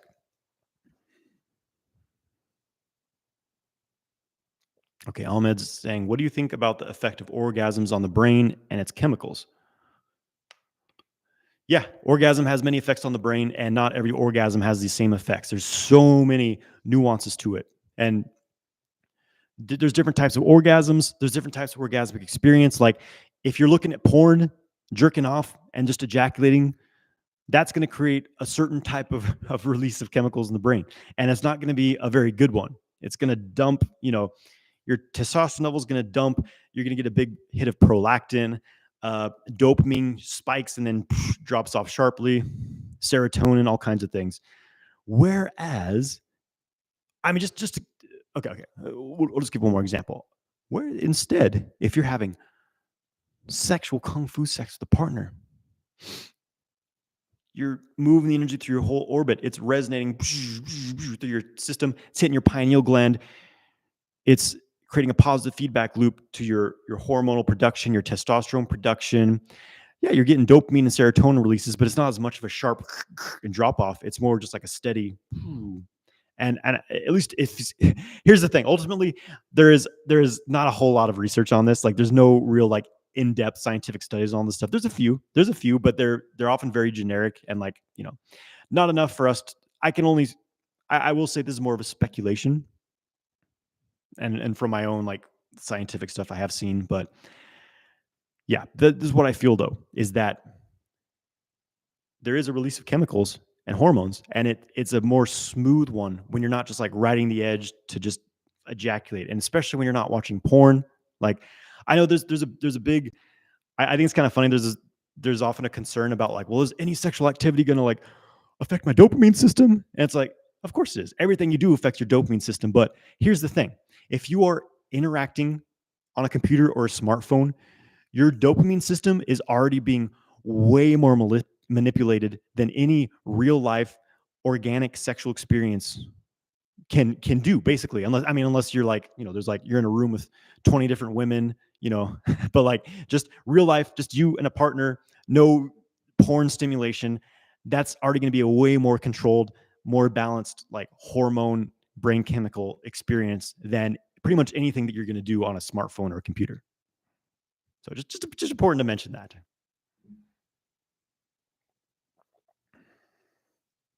Although, if you, maybe if you like you got a noose around your neck, you got some like, electrical TENS units like stimulating your nipples and like, things like that. I don't know what that's going to do to your chemistry. You know what I'm saying? I don't know what you and your partner are into. All right. No judgments. No judgments.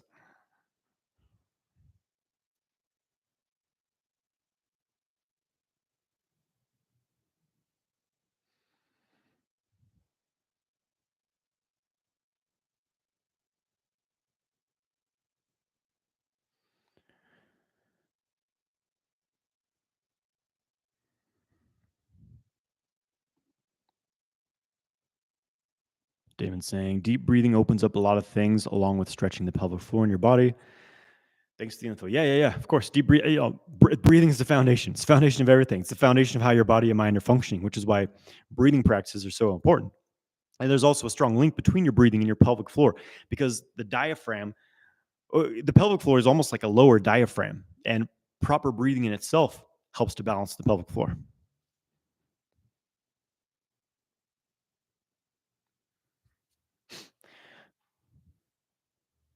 GUBI, Gooby, saying Vipassana Buddhas, Buddhits don't recommend to force celibacy, but rather arrive there in a natural way. Yeah, 100%. I think that's the only way celibacy should be practiced. If it's just like, you know, naturally happens.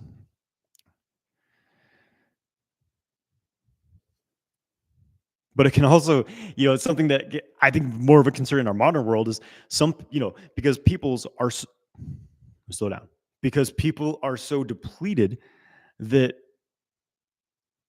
sometimes it's like, well, I just have zero libido, so it's easy for me to be celibate. So yeah, like, okay, dude, well, your endocrine system's a mess. That's why you have no libido. And if you actually had health, then you would have a lot of sexual desire. So it's like, there's a lot of nuance to everything, always.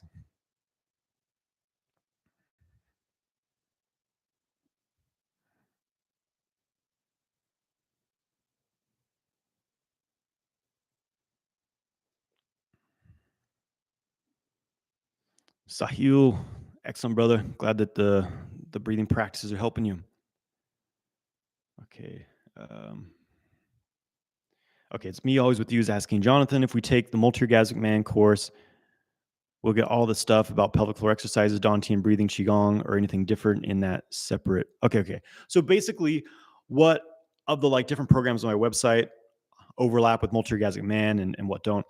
I'm really conscious about how I structure things now, and that I don't want a lot of too much. Like, there's always going to be a little bit of overlap because there's some certain foundations you need to understand with everything. But for example, the Dantian course, that material is not in multi-orgasmic man course. There is some basic Dantian work in multi-orgasmic man, but quite different because the reason being, first of all, you don't need to go super into depth in Dantian work to just have multiple orgasms and ejaculation control and to like just get some chi moving through these channels. The Dantian work is it's a whole thing in itself. That's why it's a separate program. And I do recommend everyone who's serious in energetic cultivation go through that work. It's going to up your energy gains, many, many times. It's also probably one of the best ways to rebuild your sexual vitality is doing the Dantian work, because the Dantian corresponds very much to the building of the kidney energy as well. But the pelvic floor work, there's a lot of pelvic floor work in the multi-orgasmic man course, but the Awakening the Sexual Center program just goes even more in depth into just the pelvic floor work, a much more comprehensive routine. The MOM program has like these, kind of quick pelvic floor routines that you integrate into everything else that you're doing, and a lot of pretty cool on the ground qigong, energy circulation, sexual position training, all kinds of stuff that you're doing as part of your daily practice later on in the program anyway. That's not in the pelvic floor course. So they're different. They're different. It's all different, and ultimately, if you want to go to the highest levels of this training and learn the most, have the greatest tools at your disposal, go through all the programs. That's why there's many of them. Like, it's just, that's how I am. It's like when I'm studying in someone's system, like, I want to learn everything. I want to learn everything. And then I understand, okay, this is when I need to do this. This is what I need to do that, because internal cultivation is very complex. There's a lot of nuance to it. So, yeah.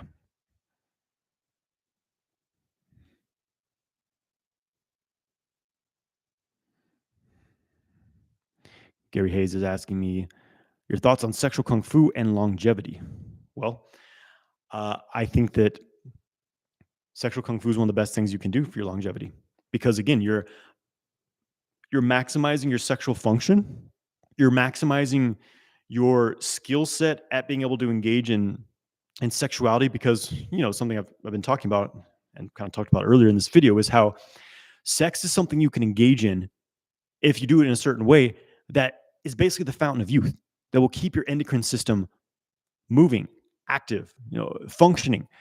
One of the reasons we age is that the endocrine system stops functioning efficiently. And I think it's also kind of a use it or lose it situation. Like when you stop mating, the body says, well, shit, he ain't no spring chicken anymore. He's not contributing to the the propagation of species. It's time to pull the plug on this one. You know what I mean? It's just biology. And so when you keep your sexual function optimized, the body's like, oh shit, like he's this dude, he's still 18. All right, keep it going, keep it going. So yeah, sexual kung fu for me is one of the most potent vitality, the most potent thing I've done for my vitality. Period.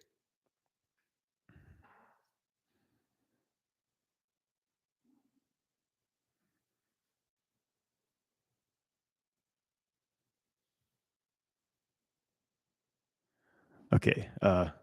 Unholy Unholy Spawn says dog with a DAWG, dog.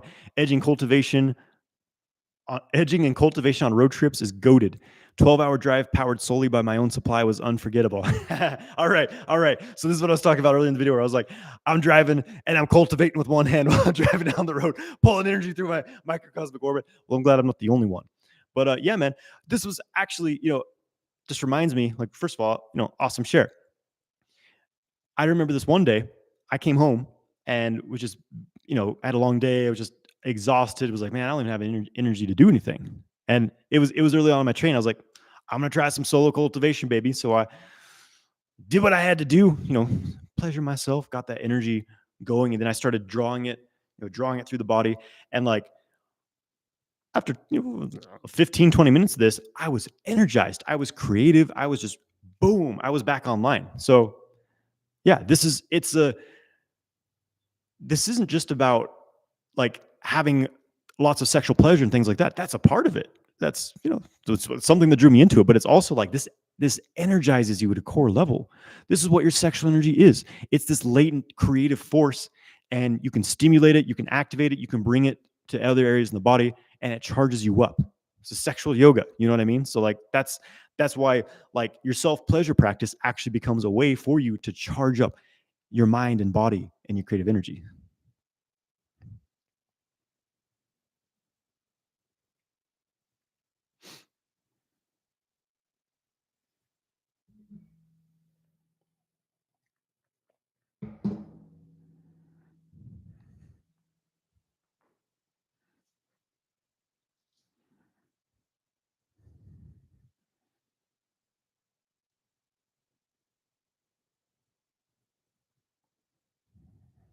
Foreign Foreign Woods says how to stay calm around women, how to regulate your nervous system when you are out in public. Well, it's basically going to be the same thing here. And this is to just ground yourself. We get nervous because we get up into the head. We start thinking about the future based on things that happened in the past, and we tense up physically. So you're disconnecting from your body. You're getting into a tension response. So the simple thing to do is bring your awareness back into your body. And the simplest way to do this is to relax tension. So notice where you're tensing up, you relax. Like for me, I started to notice how when I'm interacting with people in public, sometimes I tense up my diaphragm and it literally like cuts my body off, the flow of energy. And so now I just focus on, it gives me something to focus on. Anytime I'm feeling like a little nervous or like, just kind of antsy, I just, relax. And I have to do it over and over again, but it gives me something to keep my mind occupied on instead of monkey mind shit. Breathe deeply into your belly, into your balls. That's basically it. And just because I'm talking about some of these Black Friday offers I have, you'll see an offer on my page, in my website, the products page where everything's 50% off. There's a recording of some trainings I did with my VIP group. There's a class bundle there. And one of them is masculine presence training. And this is exactly what I'm teaching you how to do, is all these ways to keep your mind engaged in a way so that your presence increases. You get out of these nervous, scattered patterns and you experience deep, grounded confidence. And all you do is you change how you're holding your body. You breathe in a certain way, you engage your mind in a certain way, and then boom, you go from being just nervous, reactive to you're in control of the situation.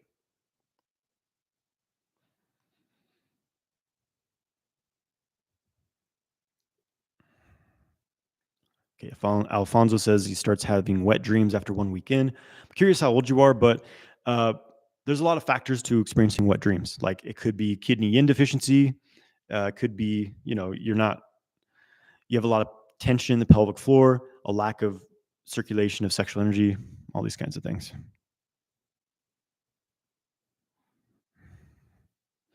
Alfonso's asking, do I still drink chlorine? No, I have not drank. I haven't drank uh, for the most part, like maybe like a few times here and there where I was traveling and had nothing else. But for the past 15 years or so, I have not had chlorinated water or fluoride. None of that. Fucking, it's crazy. It's crazy. Some of the things they're putting in our drinking water.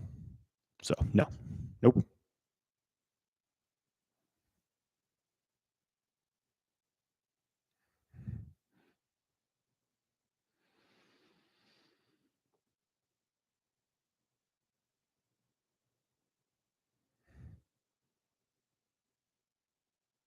Oh, Connor's asking, does wearing condoms mess up the flow of energy? Oh, it'll flip polarities. If you like women, you'll now like men. So no. Slightly, slightly. Like I don't like condoms. The website is jonathanwhitelifestyle.com. If you go to, on Instagram, go to my bio. There's some links to my various things on my website. But if you go to the product section, that's where everything's 50% off. Coupon code SKF50, SKF50. Okay, so condoms, they slightly disrupt the energy flow, but it's a trade-off, right? It's like, well, if it's that or unwanted impregnation or you catch a sexually transmitted disease, I think a little less energy exchange is a fair trade-off for that personally. It's a lot more expensive to have an unwanted child or an STD. Okay. But having said that, I prefer to not wear a condom. And I would say 99.9% of the time I'm not with my wife. Because I've got, I'm on my game. I know how to not knock her up. I know how to hold that seed in, baby. So yeah, there's a slight disruption to the flow of energy, but not too much. You still, energy is energy. It's not bound by physical barriers.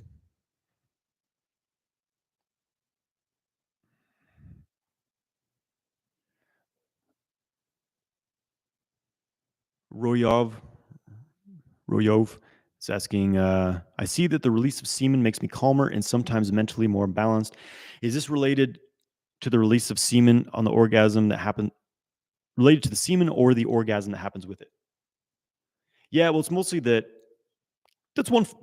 If we look at the function of an ejaculation, it's a release.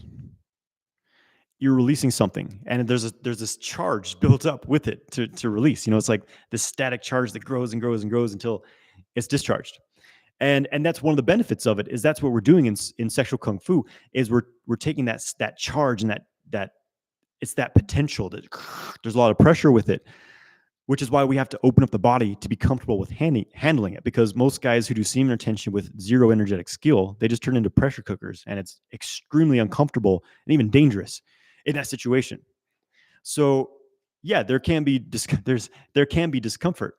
And what another thing that often happens is that practicing semen retention can very much stimulate your sympathetic nervous system. This is what happens when you feel over agitated, irritable, insomnia. People who experience this from semen retention, it's because your sympathetic nervous system is being overstimulated by this buildup of sexual energy, which is why sexual kung fu is a cultivation system. It's not just, okay, do semen retention, make sure you don't ejaculate ever. No, it's like you're like in my programs, Multi-Orgasmic Man, for example, we start with opening up the body, balancing the nervous system, getting the mind and the body interacting, releasing this tension, stress-based responses. And once you start to add in building up sexual energy with that basis, it's way more comfortable. But yeah, one thing that happens is after you ejaculate, you are put in the parasympathetic nervous system. That's why we feel pretty chilled out, just like ah. But if if it's not in excess, and that's fine. It's fantastic, great, it's balanced. But when that's the only thing you have to do, the only way you have to release tension, which is what it is for a lot of men, that's when you're on the path to depletion and eventual sexual dysfunction and all kinds of other issues. But if it's, in balance with your age, your health, et cetera, it's totally fine. And it's, something I've been talking about with the guys in my program is how this is very relevant to like experiencing non-ejaculatory orgasms. Whereas men get so attached to the release of ejaculatory orgasm. It's the only way they have to release tension from their bodies and minds. So that's why sexual kung fu is all about learning to release that tension, that the excessive tension and buildup without ejaculating. So that now when you come into sexual activity, you don't have that itch to just release. It's about, oh, how can I build more and more? And that's when you go into the direction of non-ejaculatory orgasm. So yeah, what you're experiencing is a discharge of your nervous system, a discharge of this kind of static that's built up in your genitals, and it kind of, it resets it, so to speak. But you lose some of the potential energy of that semen. But again, if it's not in excess, it's totally fine. Okay, guys, just a few more questions here. Oh, chlorine dioxide. That's different. Yeah, I'm still hitting that stuff. Still on the maintenance protocol with it. Take it a few days a week. I talk about that in the Rumble video that I made because you can't really talk about this stuff publicly. Though maybe we will be able to soon. Things are changing that a little bit in the U.S. We'll see whether it's it going where it's supposed to be going. But yeah, man, I'm all about all this ending all this censorship horseshit that's been happening for it's been a while, right? It's been a while.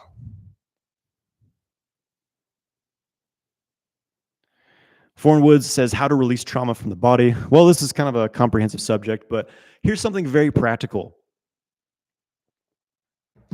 That rather than getting attached, because what people often do is they become identified. Like, well, this happened in my childhood, so I am this, and they actually start to strengthen the bond that they have with this story. And like maybe it's actually not even from that. You know what I mean? But obviously we do all have traumas, no doubt about that. So what's a lot more practical is like making it an in the moment thing. Instead of saying, I have trauma and it's stuck in my body and I'm stuck. It's stuck. I need to release the trauma. Well, if you look in the most practical terms, it's like experientially, what does that look like in the moment? Stop talking about trauma and start talking about what are you experiencing physiologically. Maybe your diaphragm's tightening up. Maybe your mind is going in a weird loop of anxiety. What is your breathing doing? So now that gives you something extremely practical that you have control over. So now you start to say, well, okay, I'm tensing up. What if I release that tension? What if I get even deeper in my awareness of where I'm tensing in the body and release that? And I start to breathe deeply. Well, now you're no longer in a reactive state. You're taking control, and now you're open and you're in the moment.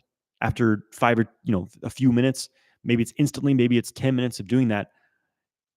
If you have trauma so-called lodged in your body, whatever, it doesn't fucking matter because you're now consciously holding yourself in the moment with presence, and you are now creating the present moment in whatever way you choose. Trauma-free, baby. So I like to look at it in that way. It's like, what am I doing?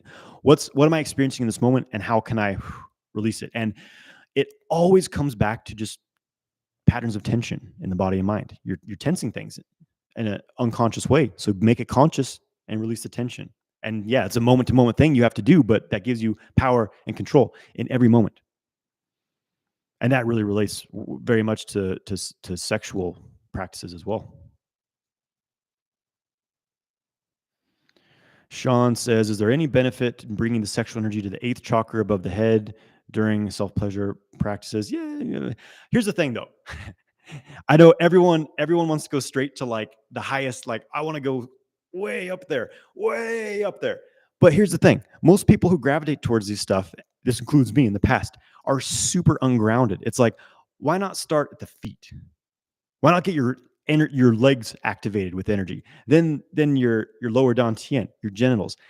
So it's like, this is the Taoist model, is like energize the lower body so much that the chi, this is my preferred way of working with it, is like you build so much chi in your lower dantian that it builds all this chi pressure, and it starts to push its way up through to open up these higher energy centers, and it becomes an organic process. And that is from a strong foundation of stability. So it's like you're building a building. Here's a foundation. Now you have the first floor and the second floor. What a lot of people are doing with these kind of new age practices is they're trying to go straight to the roof and above the roof with zero foundation. And these are the people who turn into just complete space cadets, where it's like, oh yeah, man, I'm interacting with the astral realm. But meanwhile, I can't pay my rent and I'm completely disassociated and I have this illness. And it's like, yeah, and I'm not trying to like put anyone down here. It's just like, understanding like people tend to get a little bit delusional with this stuff and think that they're further on their path than they are. I'm not saying that's you. And I'm not saying like, no, not everyone can bring the energy up here. But what I'm saying is like for 99% of modern humans, they need to get more into the lower body before they can even think of achieving any kind of stability up here. That's my recommendation. But having said that, yeah, you can totally, I brought it up here. There's kind of a portal up here. There's one down beneath the feet too. And it's kind of fun to play with. uh, The Power of Now. Yeah, classic Eckhart Tolle. Yeah, it's solid. It's fine. Um, I know it's kind of everyone's favorite, but it's fine. It's fine. It wasn't one that was like super super memorable to me, but as far as like what did I actually get something really really practical like tools I can work with from? But it's a good inspirational book, no doubt. My favorite books be a tough one. A lot of what I'm reading now is like, what have I been reading? A lot of energy cultivation manuals, ancient classics, but some other things too, business books, all kinds of stuff. But as far as like kind of things I'm talking about here, some of my favorite books, my favorite qigong book is The Way of Energy by Lam Cam Chuen. Very poetic but inspirational book on just like the super super most basic foundational qigong practice.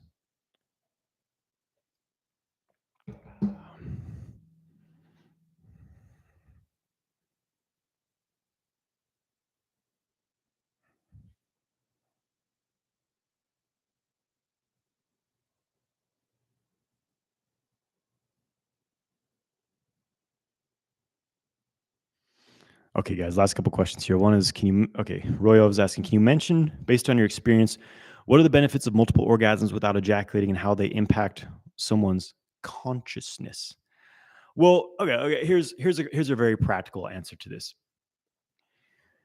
Your consciousness is dictated by the health of your body, and vice versa. There's a feedback loop here, right? And someone who's in this impulsive model, because it's not even necessary. Okay, well, yeah, okay. I'll make it simple. Reel it in. Someone who's functioning, kind of come back to where I was talking about before, is it's really about your intention and the context of your sexual experience. Most men are approaching sex and sexual pleasure as an escape, as a way to release tension, to release stress and all these things. And that typically creates this dumping effect where you only really feel satisfied when you've released something, like get it out of me, get all this shit out of me, because they don't have ways to clear themselves otherwise, right? And so that's why that tends to be the men who struggle more with learning non-ejaculatory orgasms, is they're still in that model of I need to get off because I'm really fucking tense and I have too much stress and I need to just like unload this. Whereas when you transition into like where your practice becomes how you release, you learn how to release this kind of heat and tension without using your Jing, without using your semen to do that as a kind of a vessel, a mediary force to move. It's just like women's menstrual cycles is a psychic cleansing. They release. That's why they get very emotional during that period. But as for men ejaculating too much, when a woman's menstrual cycle is excessively heavy, that's when it depletes her Jing. So when you have a way of releasing this tension, and so sex and sexual pleasure is no longer about releasing or getting off. It's instead about, okay, how do I build this charge? And then it becomes more like riding an ocean wave. It's like, okay, there's the pleasure. Let me breathe into it and relax, because the tendency in the ejaculatory model is, okay, there's a little bit of pleasure. Let me fucking throttle the life out of it. So I just ejaculate and it's over. That's basically it. Whereas in the non-ejaculatory model, it's like, okay, we start to generate this like kind of a pleasure wave, this little like, oh, there's something there. Let me, instead of forcing it and like trying to go over the edge, I just, okay, it's there. It's like a little whisper. Let me get more quiet. Let me relax more. Let me breathe deeper so I can start to build that and ride that wave till it gets deeper and deeper and deeper, and you're actually holding, you're developing a charge now, you're building a charge, letting it move throughout your body. And so you're sustaining that. And we could say you are sustaining a level of sexual tension without releasing, because it does build a certain type of tension. So your body has to be able to hold this. And so you see how this is it's a whole different direction of sexual experience. It's important to see it in this mindset, because the typical mindset is like men are trying to do the exact same things that makes them ejaculate, and hoping at the end, at the critical point, they'll just magically go off into this non-ejaculatory orgasm. And that's not how it works at all. Not with the methods I'm using. Like if you're doing the squeeze and hold technique, sure, you can kind of get that. But this is you're going in a whole different jungle, son. All right. And so having said that, so you see how it's a bit, because how you're approaching in sex in the first place and your intention shows you where your consciousness is already at. So it's not necessarily that having multiple orgasms versus ejaculating is changing your consciousness. You changed your consciousness first of all, and then it led you in that direction. You know what I mean? So it's like what came first, the chicken or the egg? What came first, your consciousness or the type of orgasm you're you're having? So there's a lot more depth to this, right? So hopefully that kind of, satisfied that. All right, last question, guys. Foreign Woods is asking, do you do breath work before sex? How to do it when having a one night stand without being weird. Things are only weird if you make it weird. This is the thing. Be fucking weird. Who cares? People are gonna like you or they don't. And the more you are yourself, the more that someone's gonna like you for being who you are. And if they don't like you for being who you are, they don't like you. So you probably shouldn't be with them. You know what I mean? So that's the first thing. That's the first thing. But I didn't always have that confidence in my past. So I do some fucking weird shit during sex. Just ask my wife. And she does too now, thanks to me. So, but having said that, these days, no, I don't really do breath work before sex. But in the past, I definitely did. I would be doing my testicle breathing I remember back in the day, I was dating this girl. We used to have some fantastic sex. This was early in the sexual kung fu days, but I was strong in my practice. I'd be driving to her place, just open up the orbit, get that energy pumping out of my balls, get it going, and I would just be doing that all the way until we were in the bedroom. And then boom. So that was and I wouldn't say that was exactly breath work, because it's more of this internal process. But yeah, I give a lot of recommendations for this kind of stuff in my courses, and how to actually implement the practices, because it's not just during sex. 90% of the work you're doing is happening outside the bedroom. But my recommendation would be anything you do to shift into a very centered, confident, embodied, grounded state beforehand is going to help tremendously. So releasing pelvic floor tension, taking some deep breaths. Fantastic. Okay, guys, we got through it. Look at that. So once again, Black Friday sale, everything's 50% off. Use the code SKF50, SKF50 on my website, jonathanwhitelifestyle.com. There's a link to that page on YouTube. Goes till Monday evening. And have a fantastic evening, guys. Last month of the year. There we go. Oh, yeah, Tao Te Ching. Oh, yeah, read the Tao Te Ching. But most importantly, have a practice, because it's just theorizing on philosophies is cool, but having something to embody it in your body, that's the most important thing. With that, I leave you, my friends. Take care.